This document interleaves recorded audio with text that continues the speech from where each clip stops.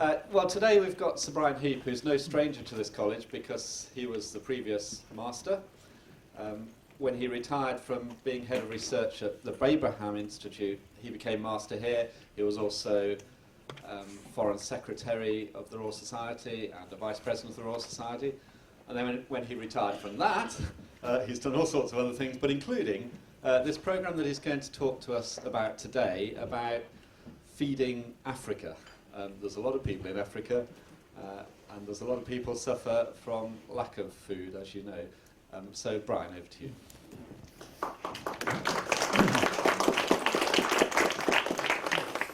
Thank you very much, Bob, and thank you very much for the invitation to speak about this topic, which I'm going to focus on hopes and fears, and I'm going to look for my slide controller. And to start off by introducing a person who some of you will know, of course, by name, Sir John Templeton, who was investing in big questions. He died in 2008. And the late Sir John Templeton was the founder of the foundation, which is a substantial funder, of course, of the Faraday Institute. And he had a remarkable career. He's a pioneer in financial investment and philanthropy, spent his lifetime encouraging open-mindedness, and when he died, The Economist observed he revered thrift and had a horror of debt. In his white-columned house in the Bahamas overlooking a golf course, he still cut up computer paper to make notebooks. And when he passed away, Nature said Templeton was a deeply spiritual, though unorthodox individual. He lived a life firmly rooted in the Christian traditions of modesty and charity, yet he was also a great admirer of science, which led him to form his foundation in 1987. And he once wrote that those of us who were born in the 20th century should be overwhelmingly grateful to have been born in the 20th century. It seems that centuries of human enterprise are now miraculously bursting into flower. Is the development of human knowledge accelerating? Is the present generation reaping the fruits of generations of scientific thought? Well, Africa is a continent that has been slow to reap the benefits. And demographers tell us that Africa faces a huge challenge. Mothers have an average of 5.2 children. The population is expected to double by 2050 to 2.4 billion. And 40% of the population today, 40% is below the age of 14.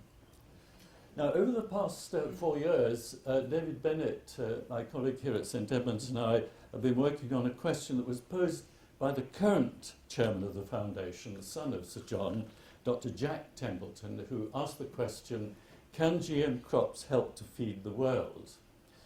And the question came out of a new decision of the foundation when Sir John died to fund work in one of his interests that they'd not previously supported. Therefore, there was no GM legacy in the foundation, and that is in genetics. And so our emphasis has been on genetics and how can that work out in terms of this question. We decided to focus on Africa, where some 65% of the population depend on smallholder farming as their primary livelihood. The great majority are women, and 80% of them have farms of less than 5 acres of land. So that's the scene. Now, Sir John was a great optimist about human endeavour. He subscribed to the view that knowledge and wisdom are some of our choicest attributes, and here's the quote that he enjoyed from Proverbs. And with Francis Bacon, who wrote in 1605, knowledge is a rich storehouse for the glory of the Creator and the relief of man's estate. And 10 years ago, we had the publication of the structure of the human genome, which surely uncovered a rich storehouse of new knowledge with huge implications for human health and welfare. And since then, there's been growing knowledge of other genomes in the animal and the plant world and in the bacterial world. Applications of synthetic biology have been used with high-throughput DNA assembly, which has led to the construction of unique genetic systems that we've never seen before, not least in plant genetics. Yet, tonight, 1 in 6 people in the world will go hungry. And since there is enough food in the world to share, why don't we distribute it? Sadly, there are several reasons why food distribution fails. It's prohibitively expensive at scale. There are significant environmental costs involved, and the type of food that's produced in one part of the world and shipped to another may not be suited to diets of those who live in less developed countries. However, the moral imperative to address the challenge of hunger, of course, is overwhelming. The positive form of the Golden Rule, which we're all familiar with, says one should treat others as one would like others to treat oneself. The negative form says that one should not treat others in ways that one would not like to be treated. And Jesus used the rule to summarize the Old Testament teaching, and he spoke of treating neighbors as anyone who is in need, including those who are generally considered hostile, such as the Samaritans of his time. And Paul, writing to the Christians in Rome, said similar things, as you can see in this quote from Romans here.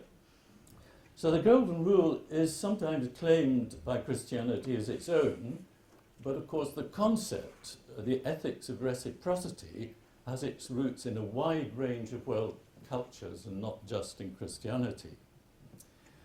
So we come to the question of facing an increasing demand for the world's finite resources, and the question is, what are the hopes that we're going to be able to feed 9 billion people, and some estimates make it at 10 billion by 2050. Here's the growth in overall, here's the growth in less developed countries, and here it is in countries in which most of us live here, in developed countries.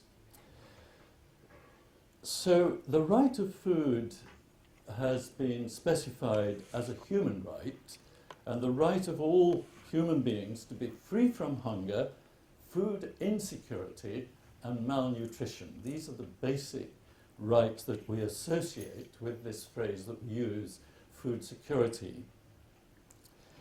The late Donald Mackay, who was Professor of Communications at the University of Kiel, urged Christians to think biblically about these issues.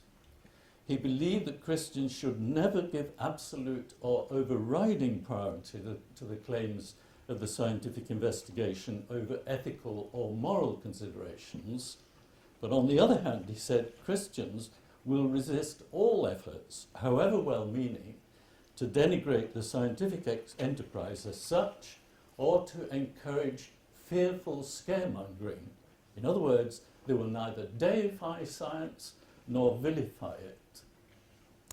So the challenge I want to look at this lunchtime is threefold: to double agricultural productivity by 2050 with nutrient-rich foods in order to meet that challenge, and to do it in a way that does not reduce, which reduces inequality, and to do it in a way that does not cause resource degradation. Those are the huge challenges that we face. Now, this inevitably raises hopes and fears as soon as you set this scene. Hope that modern plant breeding will meet our needs, fear that we meddle with it, with nature at our peril. And I would commend to you this book. I hope we've not run out. If we have, I can get more to put for you. It's a book we published recently called Africa's Future, Can Bioscience Contribute? It's a series of roughly 1,000-word essays, mostly written by Africans. I deliberately wanted Africans to write this for us, and it's available really for politicians, policymakers, and farmers' leaders, and all the people in that wide range. And there's an essay in here by Phil Bloomer, previously Deputy Director at Oxfam, who developed some of these ideas about food security. So what are the hopes that we're going to be able to deal with this challenge?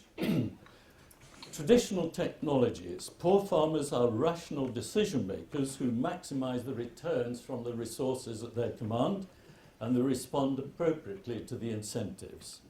They may fail to leave poverty, but this is typically due to a lack of real opportunity and incentive, and not because they are unwilling to innovate and experiment. You may remember the book which was published by Schumacher called Small is Beautiful, which then led to the development of practical action, very important development. So here's a home in Java, a traditional agro-system home garden, which reminds us of the extraordinary genetic diversity of crops around the world. And this small farmer's home provides a sustainable livelihood. There are 250,000 plant species in the world. 30,000 are known to be edible. 150 have become important for crops, but only 15 supply 90% of our food.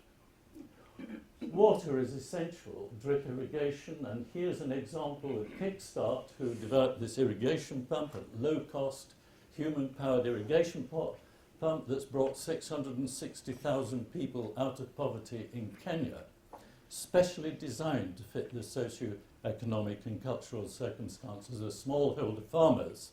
Highly efficient system in terms of energy and water consumption. Here's a second example, what's called the push-pull intercropping, where you grow crops in rows like this, but in between you grow a crop which actually causes the pests and diseases to move away from the maize crop, which is here, onto the grass that is at the side.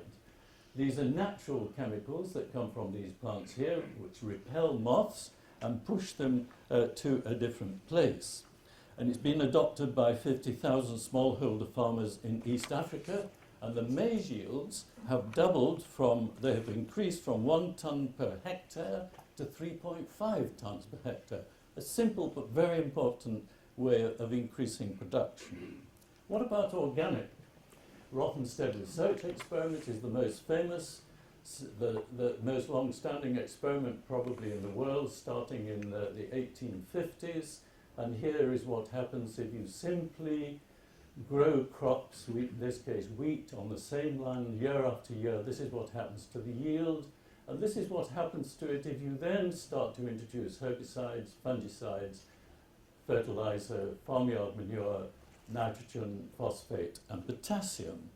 In other words, the organic production, as has been shown in many, many studies, is significantly lower in terms of food productivity compared with techniques of this type. So what happens when we come on to modern plant breeding, where the idea is to build productivity and sustainability into the seed to increase nutrient uptake, improve the nutritive value of the product, increase drought tolerance, increase water use efficiency, counter new pests and disease. I think it's interesting just to turn to Genesis for a moment, which reminds us that through painful toil you will eat of the ground all the days of your life. It will produce thorns and thistles for you, and you will eat the plants of the field. By the sweat of your brow you will eat your food. So here is what happens in terms of global production of crops, where 50% of the crop is lost to insects, pathogens, weeds, and what is called post-harvest losses. In other words, pests and diseases are a big problem in terms of trying to produce food for people to eat. And it's becoming a bigger problem, because here are the increase in the number of plant-infecting fungi between 1995 and 2010, and animal-infecting fungi, and the extent to which the incidence, the geographic and the host range, and the virulence of these diseases is spreading. So there is another part of the picture that we have to take into consideration. Genetic modification of crops, how are they genetically modified? Well, the traditional way, of course, is to cross plants and select the offspring, and particularly the type that you want. And as a result of that, something like 10,000 to more than 300,000 genes are transferred from one plant to another during crossbreeding. Huge amount of transfer. Or you can use mutation, exposing crops to chemicals or radiation, and in that way, the number of genes affected, there's actually no way of assessing that, although that is a technique that has been used in the past. Or you can do GM, called transgenics. You can insert selected genes using recombinant DNA methods, and normally you transfer about 1 to 4 of the desired genes to know inserted only at known locations and safety testing is required, compared with this here, the traditional breeding where no testing is required. Of course, science never stops still, and there are new plant breeding technologies that are coming along all the time. And some of the latest techniques illustrated here, RNA interference, they no longer require the transfer of a gene from one organism to another. You actually cause a change in the factors that are controlling the genes, either by switching them off, by silencing them, or by activating them. And this is one of the most exciting areas at the moment in terms of plant physiology and plant biochemistry and molecular biology. You target the genes to switch off or silence, and of course safety testing is required in this particular case also. But of course the introduction of biotechnology, when we come to genetic engineering, we feel our way to the controls of a world whose mechanisms are more complex and delicately balanced than we may have comprehended at the start. And so there's a great deal to learn, and that is still the case. So what has been happening as a result of the development of these technologies over the last 25 years or so? Well, here's the historical global area since 1996, climbing up now to 2013, to something of the order of 180 million hectares are now grown. And here's the value as a result of this technology, which means that today 1/5 of the world's population regularly eats food of GM origin. It's a linear increase. It's actually said to be one of the fastest uptakes of an agricultural technology in the history of agriculture. But of course it doesn't replace conventional plant breeding. You still have to use the same methodologies in many cases to make sure that the crops are safe and so on. But the fact that they are growing in terms of crop acreage, that is about 15% per annum increase in the acreage that is grown as GM crops per annum. So you can get a feel for the speed and the development of this technology. And here are some other pieces of data which show, in this case, the global area of GM crops, the same sort of picture as you saw previously. In this case, this is a GM crop that has been modified with a gene that makes it resistant to a herbicide. So the farmer can come along and do a single spray instead of multiple sprays. That spray kills all the weeds and all and leaves the GM maize intact. The GM maize is protected against that herbicide. Or here's another example of an insect-resistant crop. Here it is, for example, here with cotton.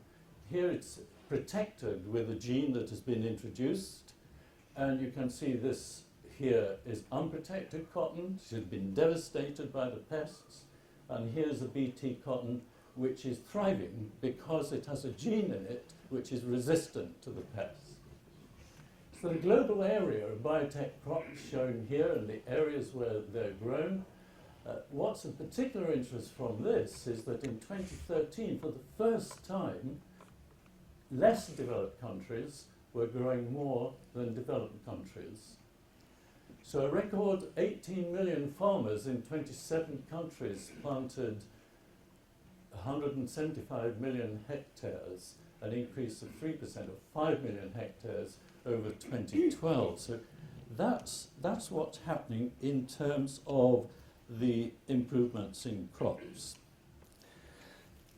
Much of my recent work has been concerned with the development of evidence-based policies, working in Brussels and Nairobi and Addis Ababa and Washington, D.C., because it becomes extremely important to ensure that policymakers and politicians are making decisions on the best scientific evidence, the best data that can be obtained.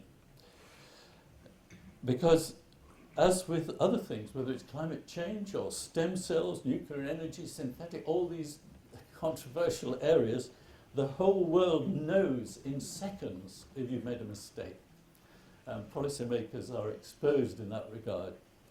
And it was Archbishop Desmond Tutu who once said, when addressing members of his congregation, Christians shouldn't just be pulling people out of the river, we should be going upstream to find out who's pushing them in.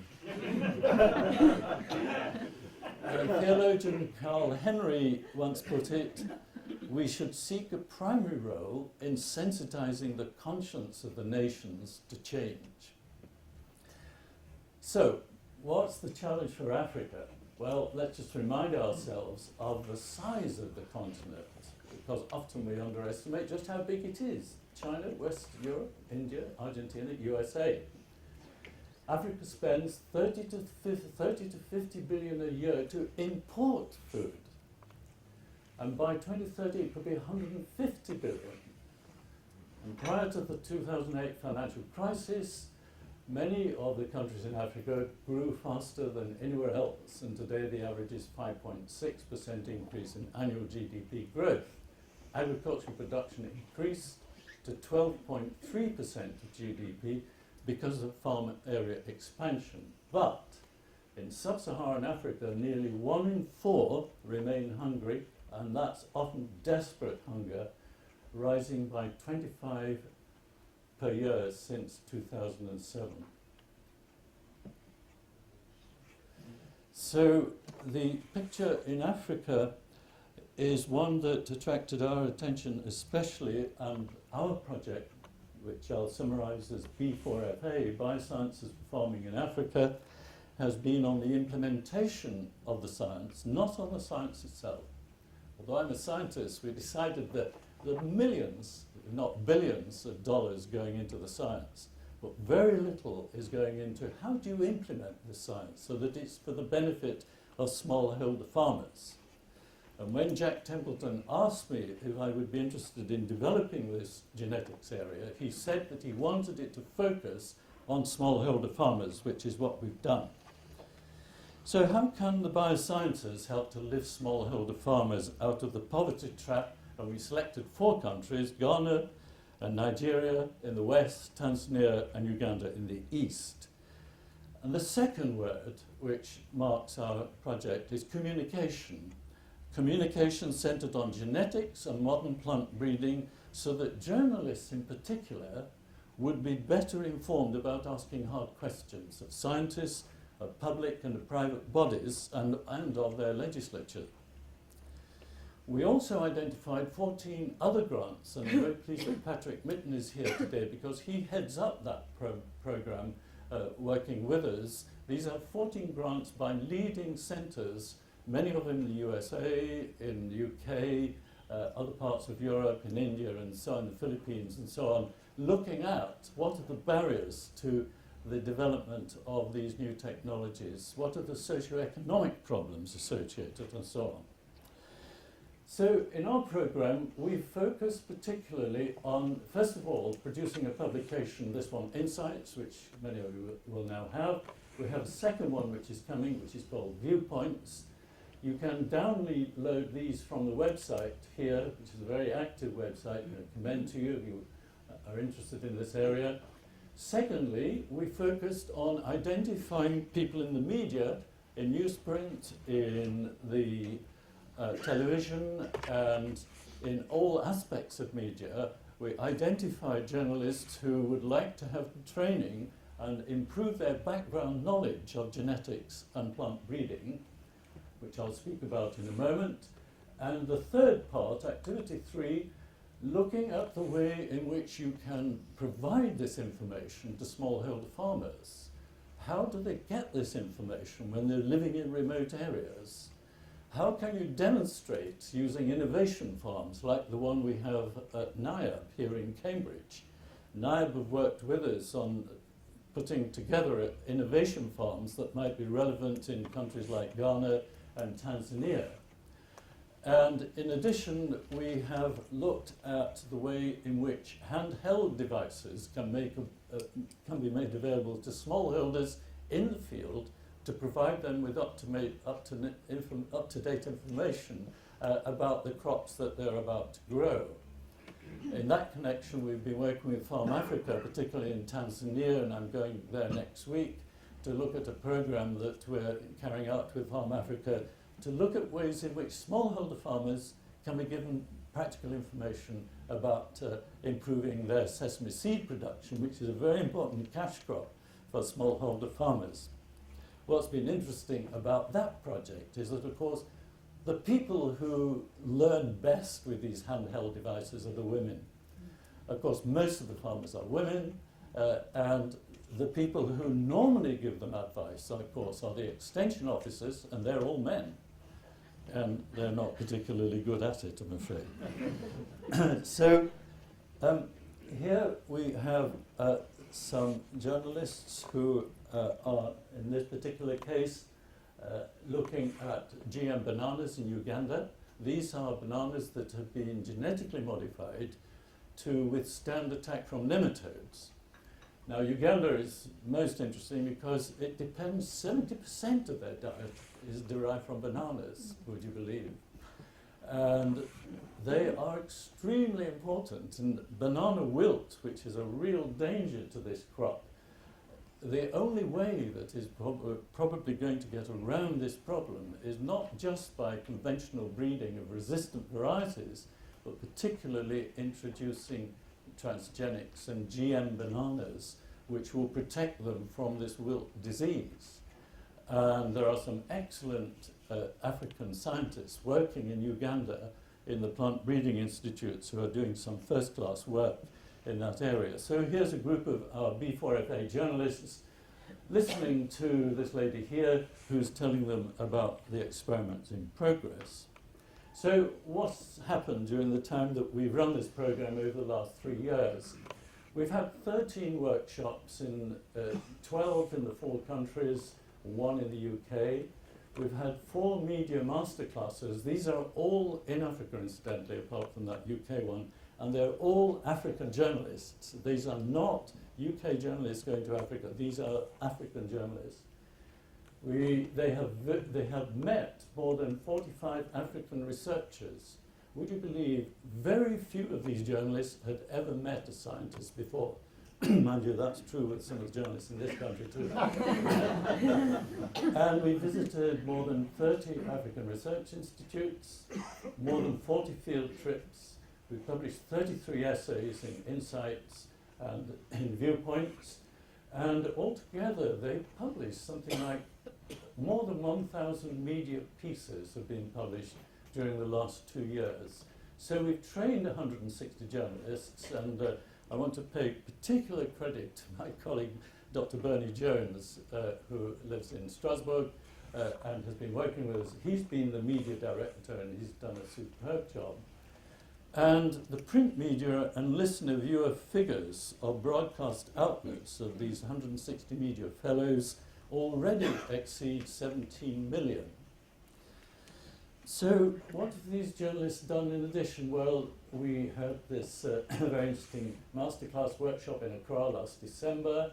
We brought a group of them over to Cambridge in April, and also we had a special event, a celebratory event in the House of Lords, which was addressed by Lord Paul Boateng, who, of course, has a Ghanaian background himself, and who they found very fascinating, of course.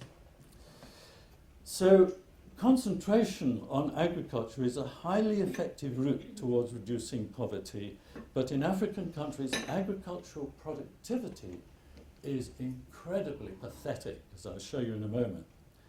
And in July 2003, the Africa Union Summit in Maputo, Mozambique, the African leaders made a commitment to reverse the underinvestment that had held the agricultural sector back for so long.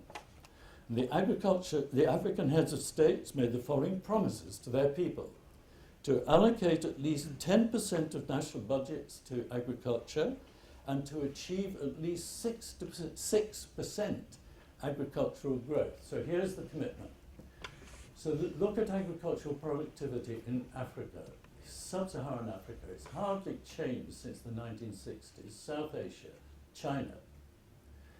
Here's the Maputo commitment. This is what they were committing to, And you can see that only 18 countries now allocate more than 5% of the national expenditure to agricultural development. And only 8 countries have complied with the AU Maputo decision. It's obvious that the compliance deadline was optimistic. Now we've got to remember that for biotechnology, before you can ever sow a GM seed or take it into the country, you have to have a legal and regulatory framework. That has to be in place. And it's built on 2 international UN commitments. Number 1, the Convention of Biological Diversity of 1993. Number 2, the Cartagena Protocol on Biosafety of 2000. Those have to be enshrined in law in the countries before you can start to move towards using these advances in plant breeding. As you can imagine, I mean, the aims of the CBD is to conserve biological biodiversity and to use biological resources sustainably. And the Cartagena Protocol reconciles the needs of trade and environmental protection. These are all fundamental requirements, and all 51 sub-Saharan African countries are parties to the Convention on Biodiversity. Only 36 have signed up to the protocol, but they will have to sign up if they want to have to benefit from these advantages, advances. So what are the questions and arguments and counter-arguments that we faced when we set about this journalism course, these courses in Africa? Well, here, just before I pass, here are the 4 countries which have adopted the legislation: the Egypt, Sudan, South Africa, Burkina Faso. Burkina Faso is a fascinating story, but I'll leave that for the moment. So what sort of questions did we get from our African friends? Well, the first one, you're playing God. Fear about playing God comes up repeatedly, much in the way that was expressed by Prince Charles. Genetic modification takes humankind into realms that belong to God and to God alone. And it's perhaps not surprising when we remember that many of the African communities in the 4 countries that we were working in have a deeply religious position, Christian or Muslim mostly. And many of our journalists, 50% of them were smallholder farmers, part-time, and quite a high proportion of them were either Christian or Muslim. So we have discussed whether genetic modification of plants is absolutely right or absolutely wrong because God says so, or because it's derived from an interpretation of the written scriptures, or oral tradition, what theologians often refer to as demand control theory. But it's far from clear what God might bless or forbid on a day-to-day basis about molecular plant breeding. But we do have some contemporary formulations of natural law theory in determining what is safe, natural, and needed for flourishing. So let's look at those, which is what we did. Playing God. Well, there's no explicit instruction in the Bible of any prohibition in the sacred texts, nor would we expect there to be. They weren't invented at the time. Nor in Islam is there any instruction in the Quran. And Islamic scholars of modern technology meeting in Kuala Lumpur just recently affirmed that GM processed and products were acceptable provided the sources from which they originated were halal.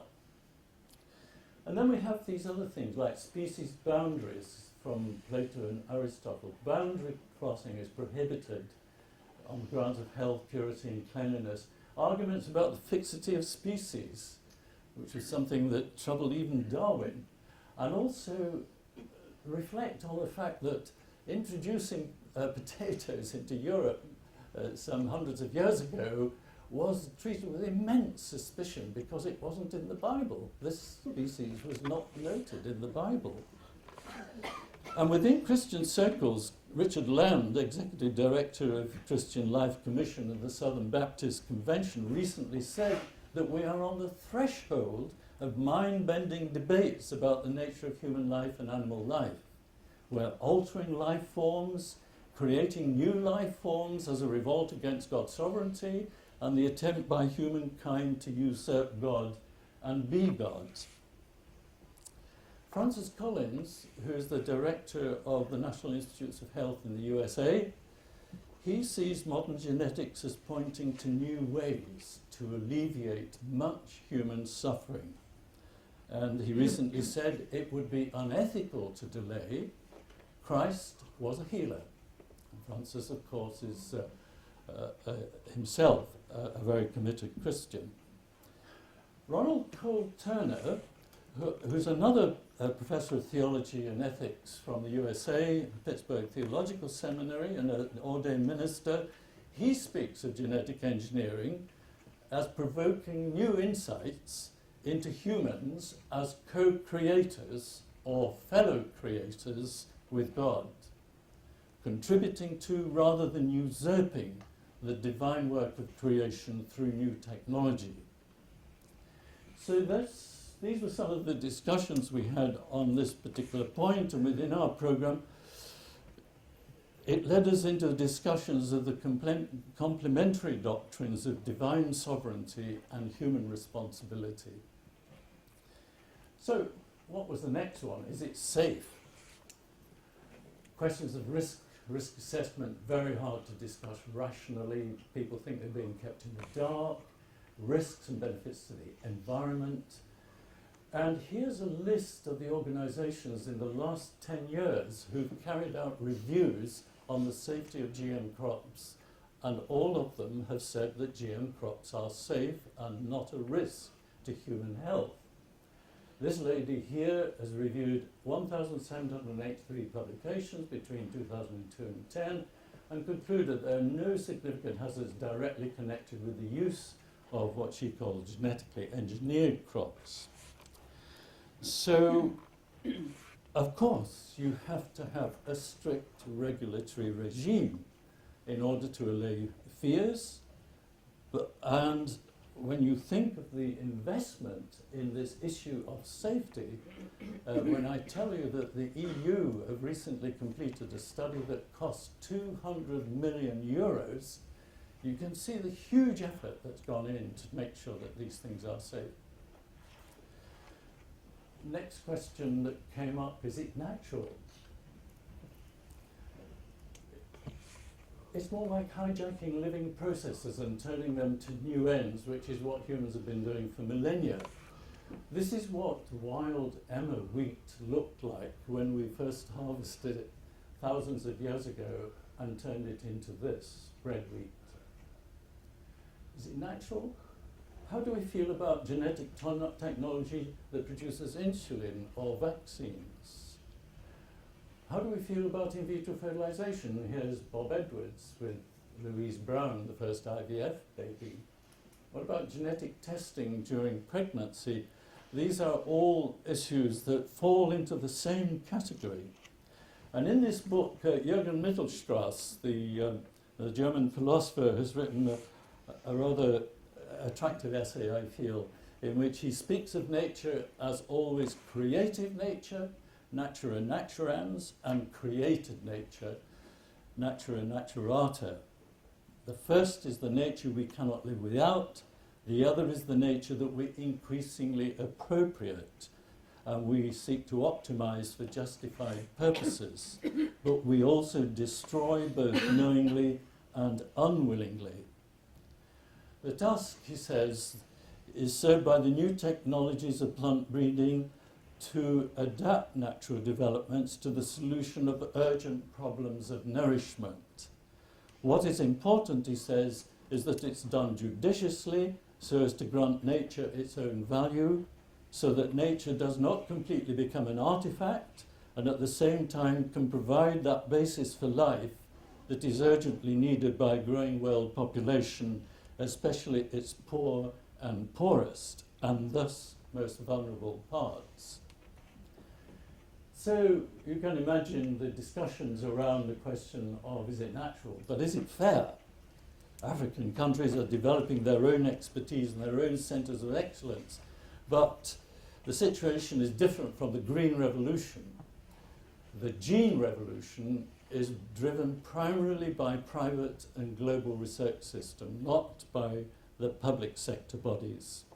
There is huge private sector funding for GM crops, with many times more spent annually than by international research centres. And in this context, we have to remember about the question of whether it is fair that this area of using biotechnology and the biosciences is only one small part of a whole range of things that has to be done in order to improve food production in a continent like Africa. It's in no sense, please do not take away from this the thought that I'm suggesting it's a silver bullet. It is not. It is one small part of a huge range of other factors that have to be addressed. So is it needed? One of the questions that came up repeatedly from our journalists, well, why isn't Europe using it if it's so useful? And of course, that's a very important question and a very interesting question, because most African countries, would you believe, take their lead from Europe, not from the USA. And so the legacy that we gave to them in terms of colonial development still has a great influence on the sorts of decisions that they make. For example, they know that we still reap the returns on policies that were designed 20 years ago to deal with excess grain mountains, excess milk lakes. They know that a cow living in Europe gets £1.50 per day in subsidies, whereas in African, 75% of them live on £1 a day, compared with our cows.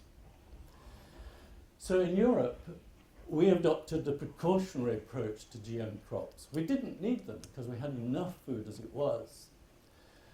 And the precautionary principle says that the burden of proof that it is not harmful falls on those taking the action. And it leads to a risk-averse attitude rather than to the attitude of managing risk and assessing risk.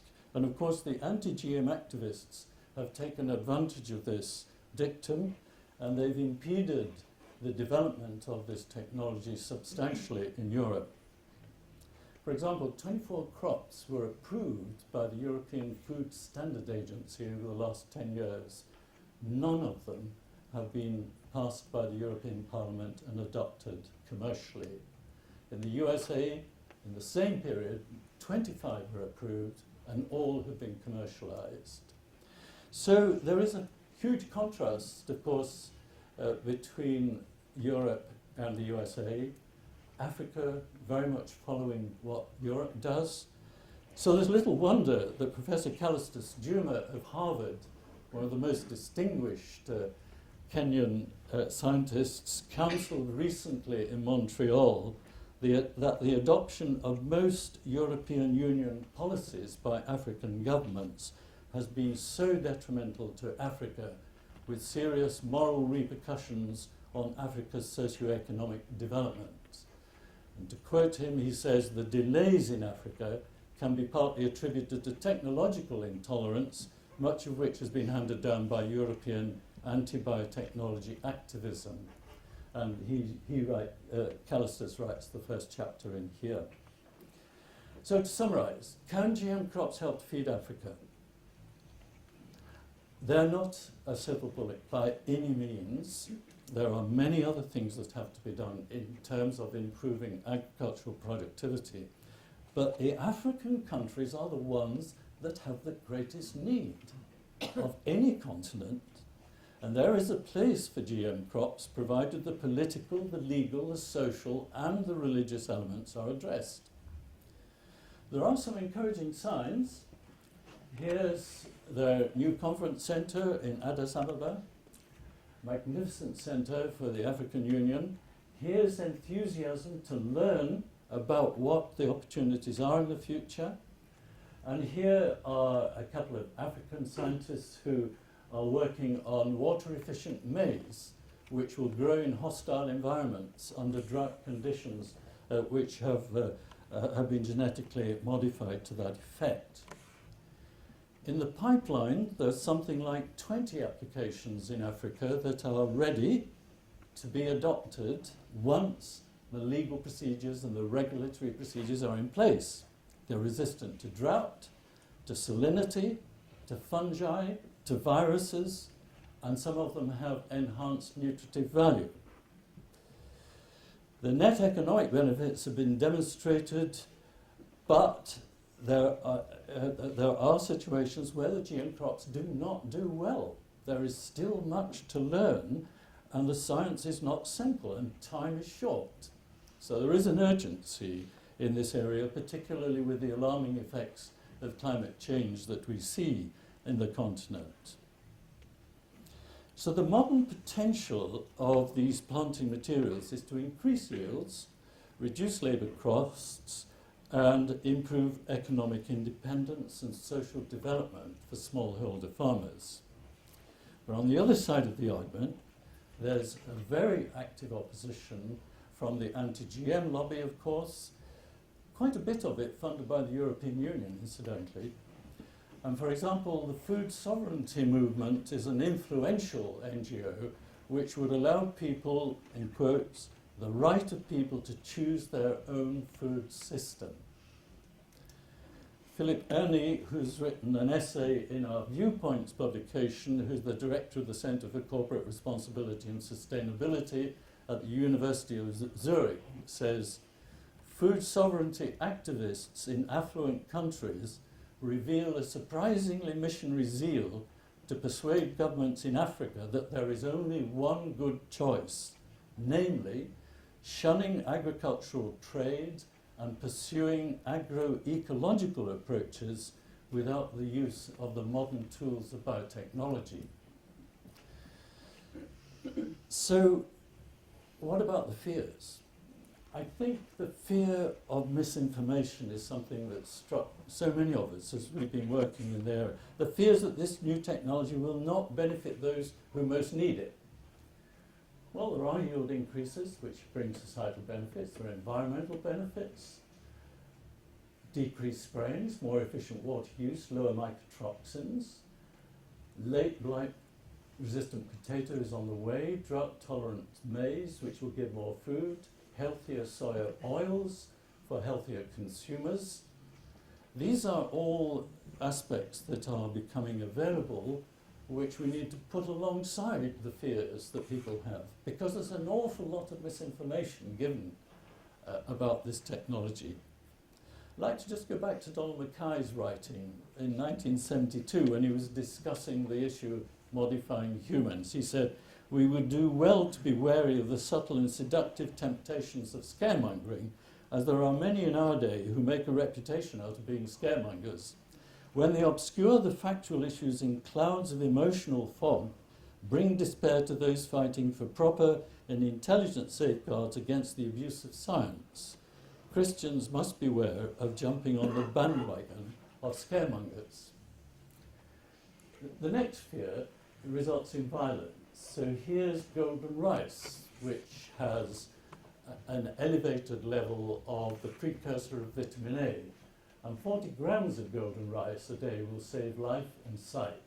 Here's the deficiency that occurs with childhood blind has in tens of thousands of children suffering from this. Uprooting golden rice in the Philippines in August 23 was something that hit headline news, and it was galvanized by well-organized activism. And it seems to me that that's an activism that appears to go deliberately commitment to the good of others or an equal regard for the well-being of others. So I wasn't from the Vatican, published in 2008, about first page, I found this quote, "For I was hungry."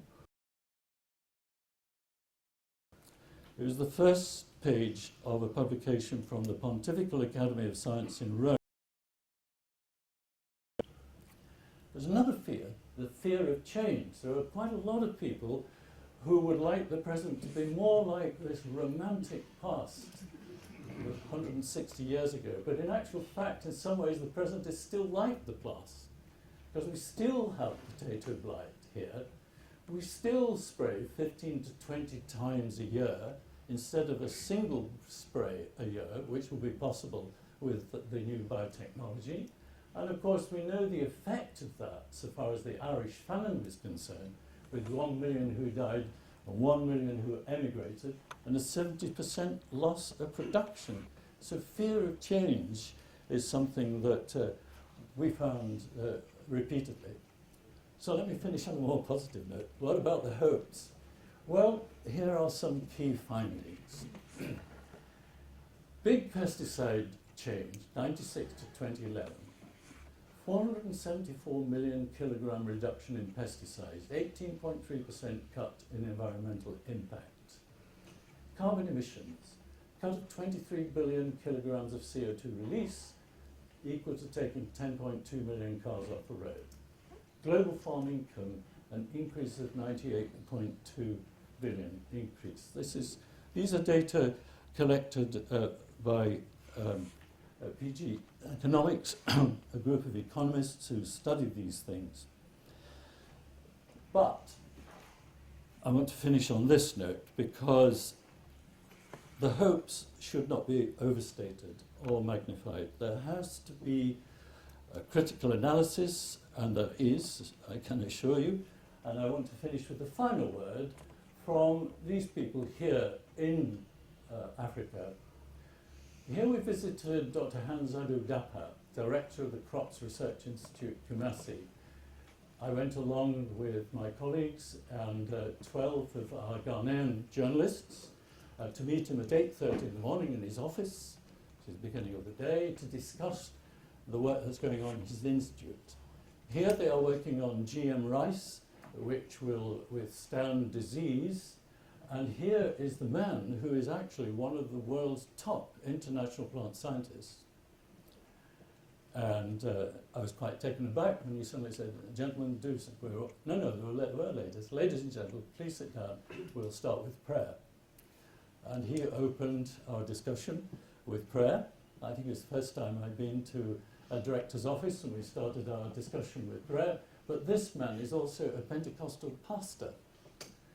And here he is receiving the prize for Ghana's top scientists of the year, and a big check. And here's a man who we met in Uganda who has also written an essay in our next volume, Michael Sasali, an elderly man, a farmer. Why I changed my mind. Major food and cash crops, as in the case of Uganda, are set for total extinction unless rapid steps are taken to reverse the situation. This is an issue that gives ordinary African farmers like my wife and I sleepless nights worrying about our dwindling crop. Michael is not a person who overstates things. He's a very careful and experienced journalist. And I reflected on his comments, which I think are of particular interest in view of the experience of this man in Brazil. Michael Sasali is a devout Catholic and told us about his experience, but this man here in Brazil is a soybean and corn producer, and this is a country that's adopted GM crops nearly 90%. 90% of soya coming from Brazil is GM. And his comment was, a good night, what are the benefits of agri-biotechnology? A good night's sleep, the main benefit from biotechnology to myself. Thank you very much.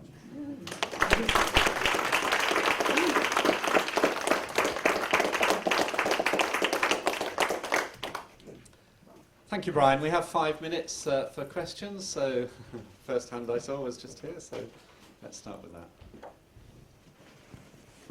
See if I can state this clearly. I'm concerned about the impact on the development of the regulatory systems of third world nations, of the continued policies of British supermarketing groups to only sell non-GM ingredient products through their shelves. I think that's it. That's a good point. There was a time, of course, when the supermarkets in this country started to sell GM products. And I was always intrigued 20 years ago by the cooperative who sold rennet, which was genetically modified, a product of gene technology, rather than retrieving the enzyme from the gut of calves. And the sales of cheese derived from a gene product rocketed. But then, of course, another supermarket decided that this was an opportunity to change their marketing policy and withdrew completely, and all the other supermarkets followed suit. Yeah. The fact that it is now becoming so difficult to find soya and to find corn that is not GM Yes. may well cause supermarkets to reconsider their position. Yes. But of course they are susceptible to the attitudes of us, the consumers, Yes. and that is what they're responding to. The for example, the regulatory system in India, which I think is still non-GM, strongly reinforced by commercial policies relating to the non-sale of GM products. I'm just wondering, why have regulations at all?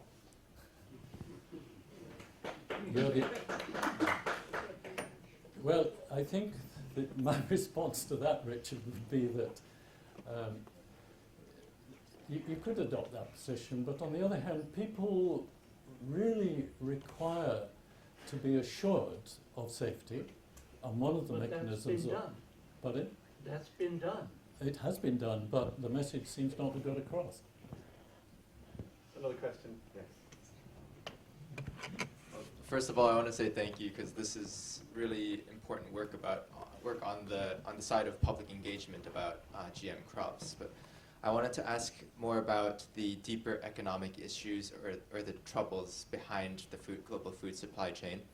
And in order to do so, I just wanted to share a couple statistics. So, first of all, almost 90% of net food exporters have experienced hunger and famine in their own countries, even during their times of net food export. Second, when you look at the global food supply chain and where the revenues go, less than 10% on average goes to the farmers themselves.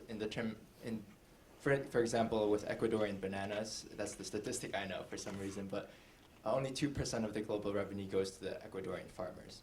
And then the third thing... So what's your question? Oh, sorry. So yeah. So my question is basically, I mean, how do we restructure these kind of supply chains in order for the benefits to actually trickle to the developing countries? Well, there's a lot of work going on in this area, as you know, particularly on the value chain and to what extent this is influenced by new technologies. But of course, the thing that I would want to introduce particularly to your question is the importance of the fair trade system.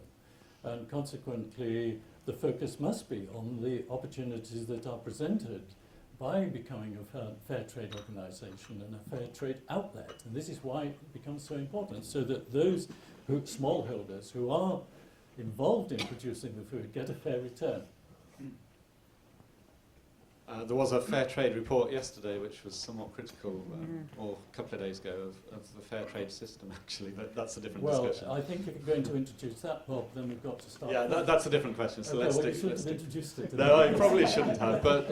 because that is tarnishing the Food Trade Organisation, which is actually an organisation that's doing important work, which we need to be supporting, because this is an opportunity to make sure that smallholders do get benefit.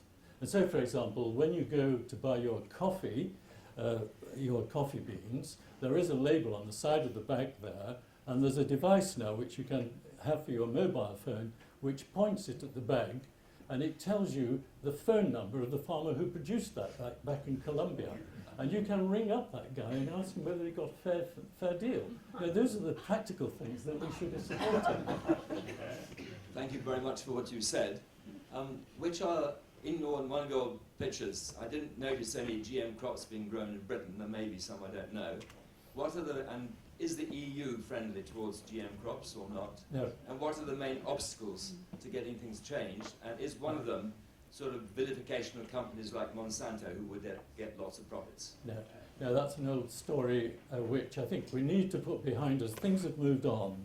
Monsanto are now a very different company. But so far as Europe is concerned, there is absolutely no support for GM crops across Europe at the present time. When I say across Europe, I mean across the European Parliament. So we may have, as I indicated, 24 crops that were approved as safe to grow in Europe, but the Parliament would not get a majority vote to allow them to be grown. One of the key countries that's against is Austria. France and Germany are also against them. Now, this is the moment when I introduce my own pet theory about why Europe has taken such a negative view, because I used to be on Jacques Delors' ethical committees some 20 years ago on the question of ethics in biotechnology, and I saw then when we sat in that small group trying to give him advice about this scientific area, the German Greens were extremely strong, greatly influenced the outcome. And the reason for that, of course, is that Germany has this terrible legacy of what happened during the Third Reich. And so anything to do with genetics is so sensitive to Germany. And that, of course, has spread across Europe. And it's something that our American colleagues don't always understand, that we do have a very different situation culturally in Europe on this particular topic, even though all the evidence, some of which I've tried to share with you over this seminar, would suggest that there are important features of this technology that can actually make a real difference if applied in the right places at the right time. Where does Britain stand? Negative. Unless, yes.